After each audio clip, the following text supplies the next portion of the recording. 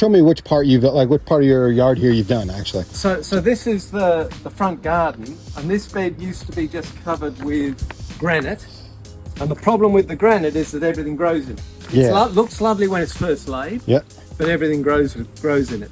So this is the steps. So all of these steps were granite, and I basically slightly scraped the granite back, chipped away or scraped away a good lip depth here. So this drops 20 mil and is scraped away for about, I guess, 15 mil around, to make sure that you end up with a nice thick element where you put your feet all the time.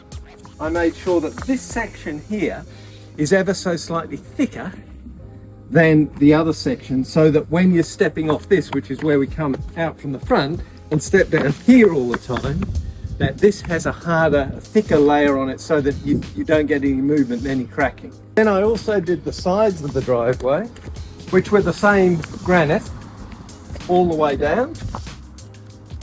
I had an awful gap in here, and it really works quite nicely just to pack it in, and also across the base of the step, which was just a gap between the concrete and the sandstone, which I just cleaned up, vacuumed up to get enough depth, and then just put it in and gently brushed and tapped it down. Nice. And the beauty now is I can blow the whole thing clean. So you just get the blower out, whiz round, and it all goes.